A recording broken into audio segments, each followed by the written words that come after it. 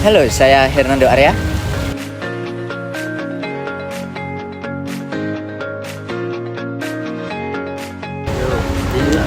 Halo, saya Cestio Pamungkas. Mengedukasi dan menginspirasi. Menyajikan berita yang faktual dan aktual hanya untuk Anda. Memberikan informasi yang unik dan beragam. Mengungkap fakta dengan sudut pandang yang berbeda.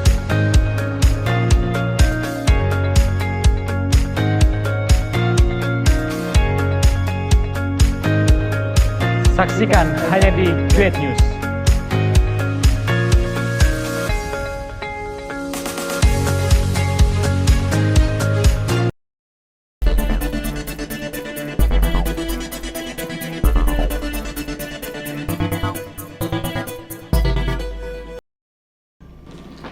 Selamat siang pemirsa. Kembali lagi bersama saya Cestio Pamungkas Dan saya Hernando Arya. akan menemani Anda dalam 30 menit ke depan dengan berita yang aktual dan faktual hanya di Great News.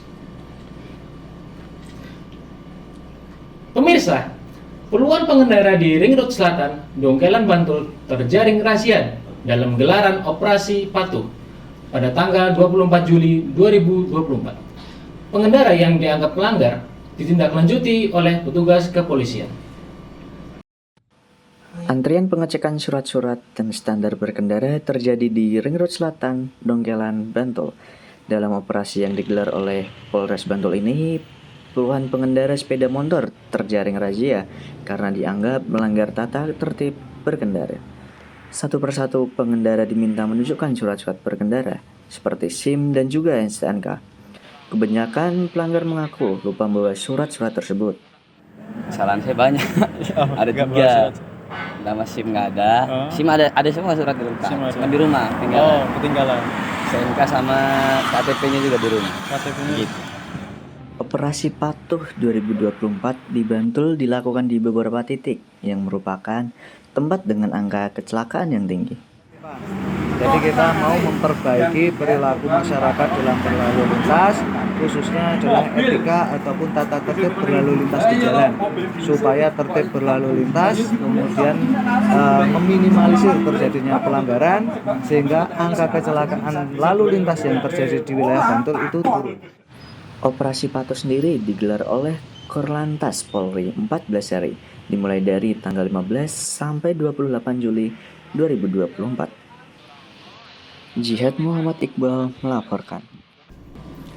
Pemirsa, hari pertama masuk sekolah tahun ajaran baru telah dimulai pada hari Senin tanggal 22 Juli tahun 2024. Ratusan siswa baru SMA Negeri 1 Muntilan mengikuti kegiatan masa pengenalan lingkungan sekolah atau MPLS.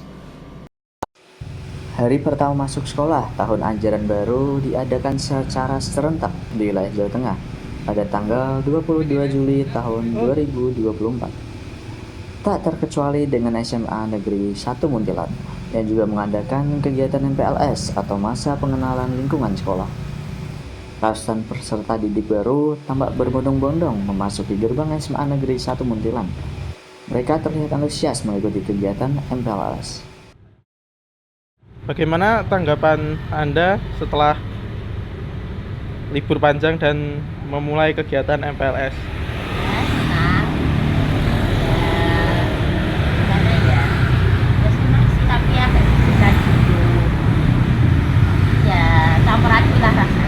Kegiatan MPLS bertujuan untuk menggali potensi siswa baru serta mengenalkan lingkungan sekolah. Anak dapat mengenal program-program kegiatan di sekolah yang tidak hanya proses belajar mengajar, tapi ada juga kegiatan ekstra kurikuler dan lainnya. Kemudian kegiatan MPLS akan dilaksanakan selama 3 hari sampai hari Rabu tanggal 24 Juli tahun 2024. Dari Magelang, Rafila Joharti melaporkan. Jangan kemana-mana, kita akan kembali setelah jeda pariwara berikut ini.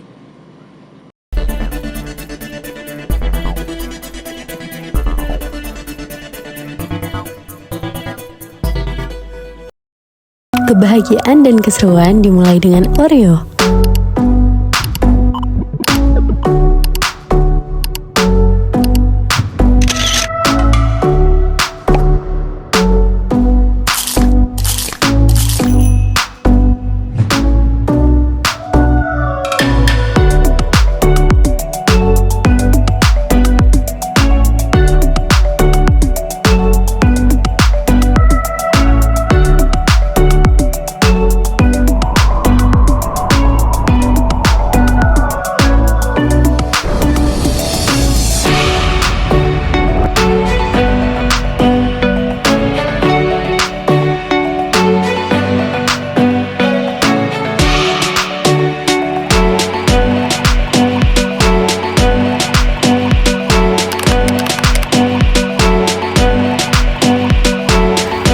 teman setia di setiap momen.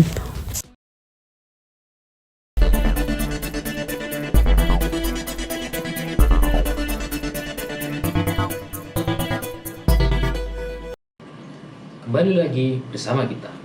Pabrik gula Madukismo merupakan pabrik gula terbesar di daerah istimewa Yogyakarta yang telah berdiri sejak tahun 1958.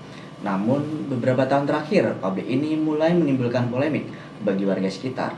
Bau yang tidak sedap yang diduga dari limbah pabrik mengganggu kenyamanan warga sekitar. Bau limbah pabrik Madukismo semakin meresahkan warga sekitar.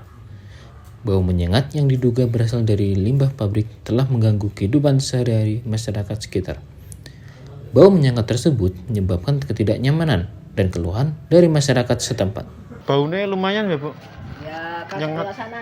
Iya, jalan sini. Jalan itu limbah. Sampingnya itu. Oh, berarti sampingnya pembuangan limbah itu. Pembuangan. Itu kan sampahnya masih di dalam pabrik. Kalau limbahnya berarti dibuang Itu buangannya airnya itu. Air di parit-parit. Oh. Oh, Ini di sini ada. Tapi kan ada yang bau, ada yang tidak. Selain mengganggu aktivitas sehari-hari, bau ini juga dikhawatirkan berdampak buruk terhadap kesehatan masyarakat. Dalam proses produksi, pabrik Madukismo menghasilkan dua jenis limbah, yaitu limbah padat dan limbah cair. Limbah padat dimanfaatkan untuk bahan bakar pembangkit listrik tenaga uap, sedangkan limbah cairnya dimanfaatkan sebagai pupuk. Namun, sebagian dari limbah itu dibuang ke aliran sungai-sungai kecil di sekitar perkampungan warga. Pihak Madukismo mengaku bahwa bau tersebut berasal dari limbah cair dari proses pembuatan alkohol. Berbagai upaya telah dilakukan untuk mengatasi bau tersebut, namun belum ada perkembangan hingga saat ini. Yang buat rumah itu sudah tahu resikonya dekat pabrik itu sudah tahu. Karena dulu kalau lihat sejarah PT Madu Baru itu 55 produksi 58. 58 ini tidak ada rumah ini. Rekrut itu enggak ada. oh berarti emang pabrik dulu baru pabrik mandi. Iya, jelas. Jelas. Gitu. Dulu pernah ada yang protes. Warga ya ini warga sini, tapi dia beli tanah di sini aslinya orang Jakarta atau Jawa Barat, saya lupa. Suruh pabrik ini tutup. Nah, kalau pabrik ini tutup, 4.500 orang karyawan terus mau dikemanakan? Namun nyatanya, warga tidak bisa berbuat apa-apa karena pabrik ini lebih dulu berdiri daripada pemukiman. Warga hanya bisa menerima dan berharap bahwa masalah ini segera teratasi. Keresahan warga ini memicu perhatian dari ahli. Salah satunya Nofriansyah Aridito, seorang dosen teknik lingkungan di Universitas Proklamasi 45 Yogyakarta. Beliau mengatakan bahwa limbah ini sudah menjadi perhatian dari beberapa tahun lalu. Sebenarnya limbah ini tidak terlalu mengganggu kesehatan, hanya saja limbah ini sangat mengganggu aktivitas warga. Menurutnya, pabrik Madukismo sudah sesuai dengan regulasi dan undang-undang yang ada. Namun, belum ada peralatan yang memadai untuk mengolah limbah tersebut. Limbah Madukismo menjadi polemik yang sudah bertahun-tahun menjadi perhatian. Berbagai cara dilakukan warga untuk mengatasi masalah ini. Warga juga sudah berkali-kali melakukan aksi protes kepada pihak terkait, namun tidak kunjung ada jawaban. Warga hanya bisa menunggu entah sampai kapan masalah ini teratasi. Satu-satunya cara yang bisa dilakukan warga saat ini adalah tetap bertahan atau harus merelakan untuk pindah ke tempat yang lebih baik.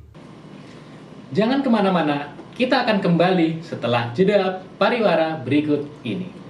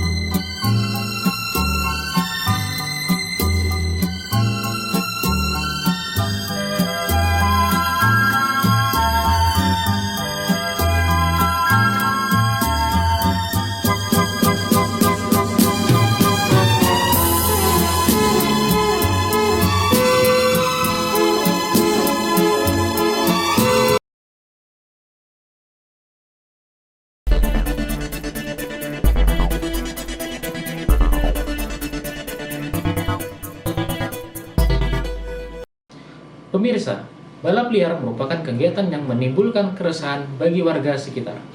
Jogja menjadi salah satu kota yang terdapat kegiatan balap liar. Kali ini, kita akan mendalami cerita seorang mantan pelaku balap liar. Tidak hanya itu, kita juga akan mencoba mengulik motif dari pelaku dari kacamata psikologi. Sunyinya malam kota Jogja dipecah dengan rentetan suara gas motor yang dipacu kencang. Balap liar, aktivitas yang dilakukan para remaja dalam beradu kecepatan kuda besi mereka. Kepuasan memacu gas sekencang-kencangnya tentu menjadi titik bahagia tersendiri bagi mereka. Namun, apakah ada motif lain yang membelakangi aktivitas ini berlangsung? Adit, seorang remaja 20 tahun. Dia merupakan salah seorang mantan pelaku balap liar. Dirinya aktif melakukan kegiatan itu selama kurang lebih 2 tahun. Lantas, apa saja cerita kelam yang ia hadapi selama terjun di aktivitas tersebut? Balapan dari 2020 akhir sampai 2022 awal. Berarti udah cukup lama ya? Lumayan sangat lama. Hampir setiap minggu main balapan dulu 3 kali, 4 kali. Tergantung motornya juga. Oh iya. Nanti lawannya sosial media di komedi sama sosial media. Lawannya bisa mentak biaya berapa masalah karena tergantung lawannya. Kadang kalau mau kan sekali tanding itu kadang 5 juta, 10 juta tergantung pihak lawannya. Bagi besar lagi pernah ambil itu lagi kemarin polisi itu sering jadi tiap malam harus jadi tempat. Lain lagi dari pelaku, masyarakat terutama warga sekitar tentu terkena dampak atas kejadian tersebut. Seperti dengan salah seorang warga satu ini yang merasa terganggu dengan kegiatan balap liar ini. Wah, kalau saya sih kesannya sih mengganggu banget sih kalau pulang malam tuh kadang-kadang ada rombongan gitu nyetop jalan, orang mau lewat tuh nggak bisa. Kalau mau misalnya saya mau lawan lah, saya takut dia dihajar malahan itu. Melihat aktivitas seperti ini, ternyata dapat diulik lebih dalam kaitannya dengan sudut pandang psikologi. Kami menghadirkan salah seorang ahli psikologi untuk mendengarkan tanggapan beliau terkait fenomena ini. Mereka belum menemukan jati dirinya itu Pak ya? Oh, berarti pencarian jati diri gitu. Iya. Mereka ingin aku iki lho hebat, aku lho. Jadi dia itu melampiaskannya tapi ke tidak hal yang baik, tetapi hal yang negatif gitu. Kalau seandainya dia itu tahu ya mungkin dari sejak dini itu dari lingkungan keluarganya mungkin ya, dari lingkungan keluarganya yang kurang memperhatikan atau latar belakang keluarga itu juga sangat mempengaruhi. Ya salah satunya pendidikan itu juga mempengaruhi. Terus singkat tanda kutip teman. Faktor teman itu yang paling utama ya, faktor eksternalnya itu dari teman sekitarnya, karena mungkin dia salah dalam bergaul, salah berteman, sehingga dia hanya ikut-ikutan. Balap liar telah menjadi sebuah tren jalanan yang diikuti para remaja. Pihak kepolisian melihat kasus ini lama-kelamaan sudah semakin berkurang. Walaupun jika dilihat praktiknya, tidak menutup kemungkinan kejadian ini masih ada dan terus berlanjut. Jangan kemana-mana, kita akan kembali setelah jeda pariwara berikut ini.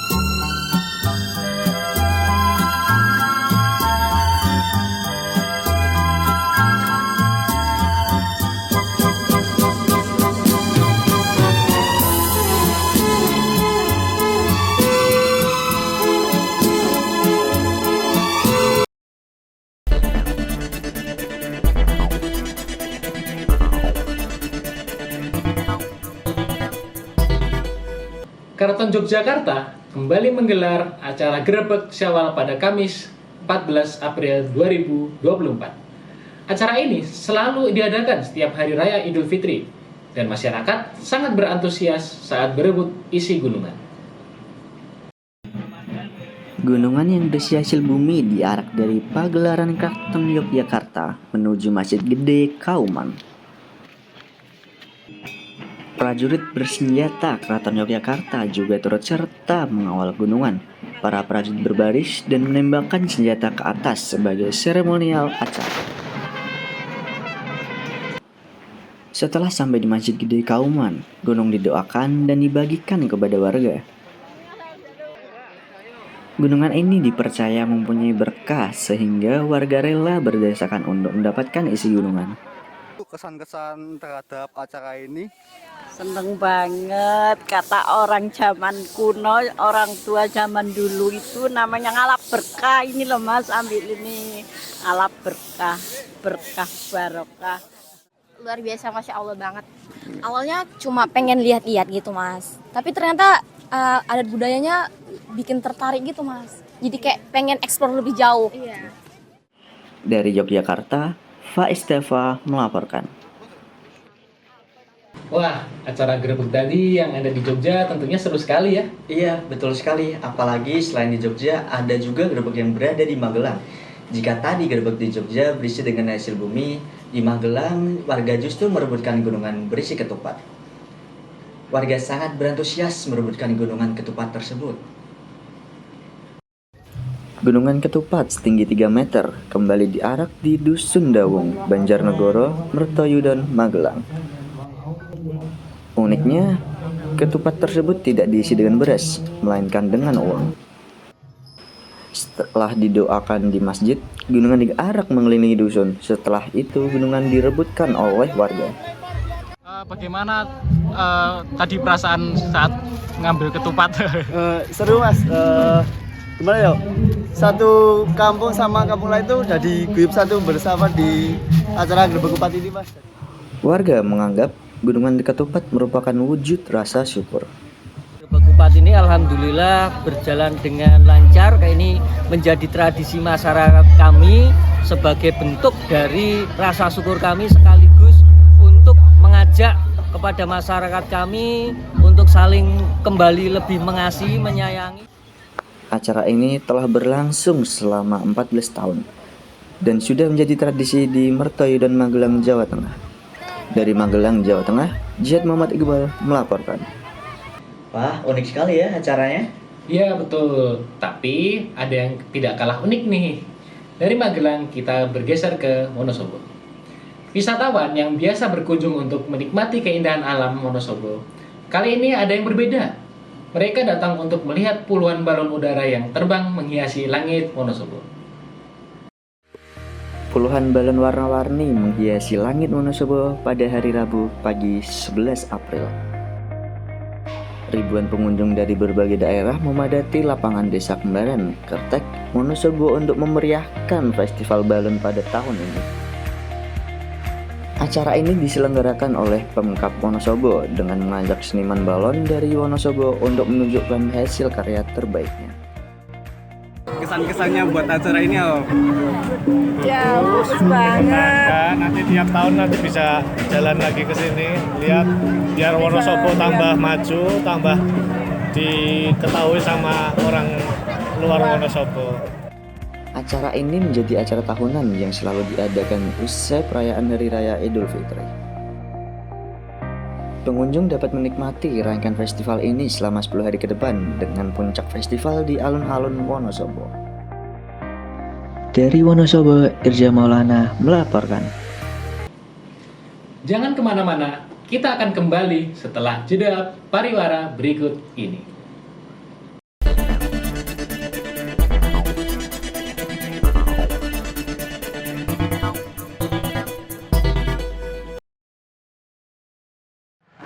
Kamu lapar, pengen nyemil, tenang. Tersedia dalam 3 rasa berbeda.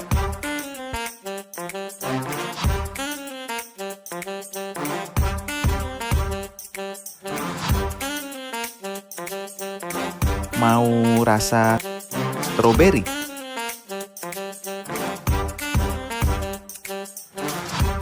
Mau rasa nanas?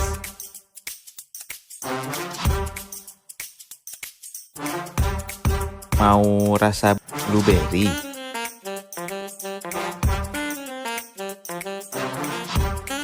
Mau yang lebih besar?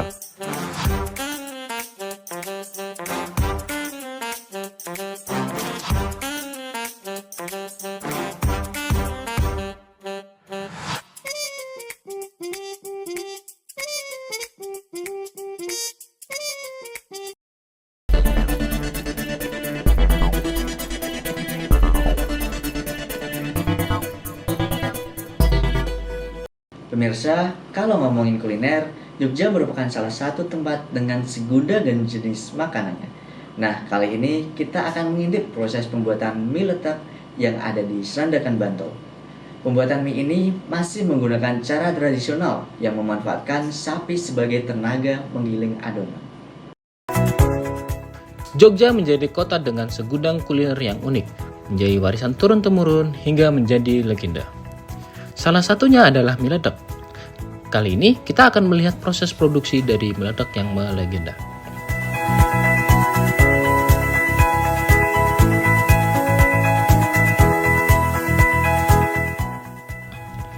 Mie letek kuliner khas Bantul yang terbuat dari tepung singkong atau gaplek. Hal ini yang menjadi ciri khas mie letek sehingga menghasilkan cita rasa yang unik. Nama saya Sunarjo. Di sini saya ya sebagai pekerja dan saya yang pokok sebagai merawat lembu.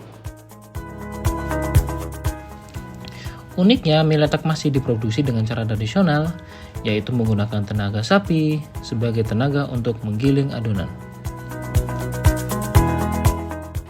Ini warnanya kan pakai lambungan, warnanya letek. Jadi orang dikata mie letek gitu. Tapi itu Mie letek berasal dari tepung singkong yang dikeringkan atau biasa disebut gaplek. Gaplek direndam selama 2 hari guna menghilangkan getah.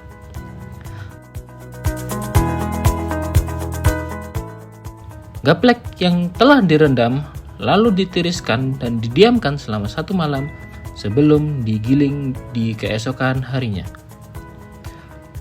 Adonan gaplek lalu dicampur dengan tepung tapioka. Setelahnya adonan dipres dan dikukus selama 1 jam.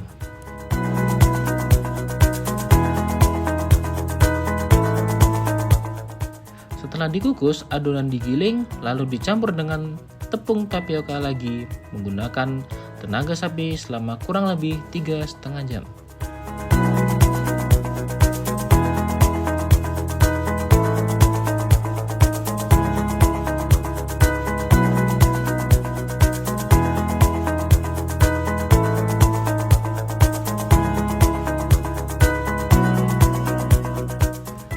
Setelah itu, adonan bisa dipres untuk mencetak bakmi.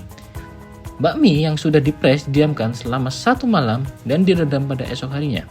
Sebelum diurai dan dibentuk lalu dijemur selama 2 hari.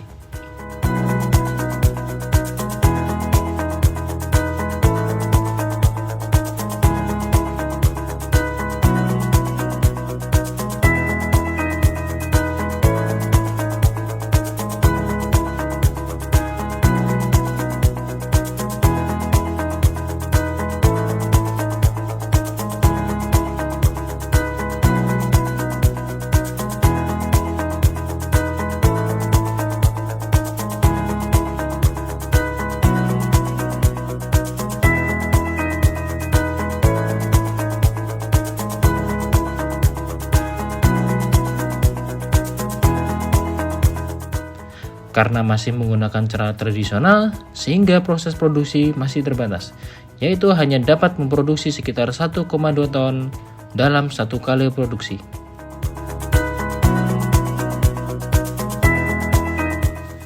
Saat ini pemasaran hanya ada di Yogyakarta, dengan tujuan untuk membantu ekonomi warga sekitar.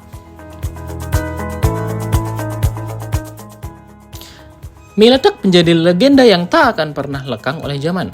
Dengan cita rasa yang unik dan bahan organik, menjadikan mie letek mempunyai tempat tersendiri di hati masyarakat.